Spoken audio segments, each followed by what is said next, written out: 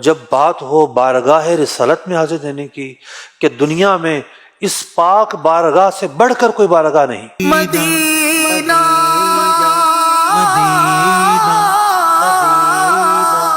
تقدیس جس کی اعلیٰ.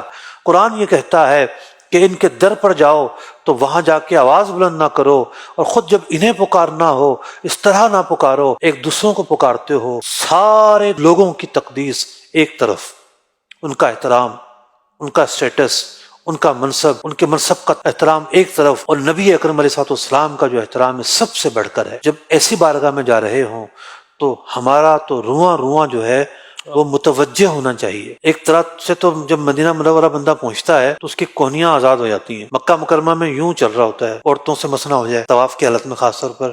یہاں ایزی فیل ہے، یہاں احرام نہیں ہے، احرام کی پابندیاں نہیں ہیں، یہاں ترک زینت نہیں ہے، یہاں تو جمال محبوب ہے، یہاں تو آپ نے تیار ہو کے بارگاہ رسالت میں جانا ہے.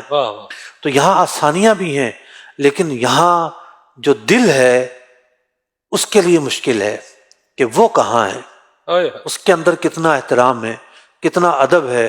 تو بندہ اپنے دل کو تیار کرے. اور تیار کیسے ہوگا؟ نبی اکرم علیہ السلام کے فضائل ہیں اس کا پتہ ہو. نبی اکرم علیہ السلام کی بارگاہ میں صحابہ کس طرح حاضر دیتے تھے، بزرگان دین کس طرح حاضر دیتے تھے، اس کا پتہ ہو. اگر نہیں پڑھ پائے تو کم از کم یہ اشعار سن لیں. امبر زمیں ابیر ہوا مشک تر غبار، ادنا سی یہ شناخت تیری راہ گزر کی ہے، واروں قدم قدم پہ کہ ہر دم ہے جان نو، یہ راہ جان فضا میرے مولا کے در کی ہے. ہاں ہاں رہے مدینہ ہے غافل ذرا تو جاگ، اے پاؤں رکھنے والے یہ جا چشم و سر کی ہے. یہ وہ ادب ہے جو ہمیں سیکھنے کو ملتا ہے اپنے بزرگان دین سے. کیوں مختلف ہے مدینہ منورہ؟ اس لیے مختلف ہے کہ اللہ رب العزت کے پیارے محبوب علیہ السلام اس میں تشریف فرما ہے. مدینہ منورہ کو سب سے بڑی خصوصیت یہ حاصل ہے کہ نبی اکرم علیہ السلام یہاں تشریف فرما رہے، اور یہی آپ نے دنیا سے پردہ فرمایا. میری الفت مدینے سے یوں ہی نہیں، میرے آقا کا روضہ مدینے میں ہے. انبیاء علیہ السلام کو موت ضرور آتی ہے، لیکن ایک آن کے لیے آتی ہے، اور ان کی جو اگلی زندگی ہے وہ اس زندگی سے بھی زیادہ افضل ہوتی ہے. ان کی جو کمالات ہیں وہ اس زندگی سے بھی زیادہ ان میں اضافہ ہو جاتا ہے. تو بات یہ ہے کہ انبیاء علیہ السلام اپنے قبور میں زندہ ہوتے ہیں. حضور اکرم علیہ السلام بھی حی ہیں، حیات ہیں، زندہ ہیں. جو ظاہر بھی آپ کی بارگاہ میں پہنچتا ہے حضور علیہ السلام اس کو ویلکم کرتے ہیں. ایک کریموں کی بارگاہ ہے، یعنی اگر میرا مہمان بھی آئے تو میں کیا اسے مرجھائے ہوئے دل سے ویلکم کروں گا؟ اگر کروں گا تو مجھے کریم نہیں کہا جائے گا، مجھے با اخلاق نہیں کہا جائے گا. حضور تو با اخلاقوں کے سردار ہیں، حضور تو سب سے بڑھ کر کریم ہیں.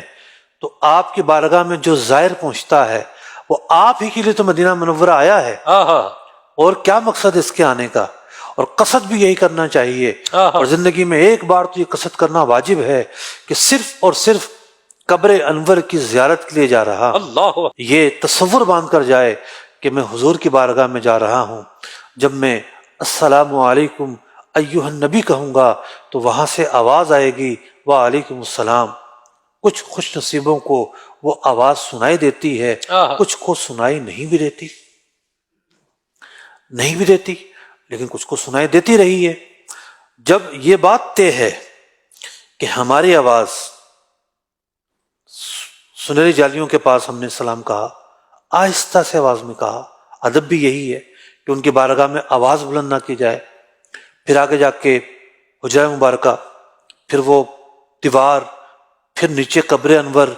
جب اللہ رب العزت کی رحمت سے ہماری یہ آہستہ آواز وہاں تک پہنچ رہی ہے، ہماری آواز پہنچ رہی ہے، ان کی آواز کیوں نہیں آ سکتی؟ اللہ سوچنے کی بات ہے نا. امکان کی اگر بات کریں، جب ہماری آواز پہنچ سکتی ہے، ہم ناقص ہیں، تو ان کی آواز کیوں نہیں آ سکتی؟ ہمیں اس درجے کا ہونا چاہیے کہ ان کی آواز ہمارے کان سن لیں، نہ سنائی دینا ہمارا قصور ہے. کئی بزرگان دین ہیں کہ جنہوں نے بارگاہ رسالت سے یہ آوازیں سنی ہیں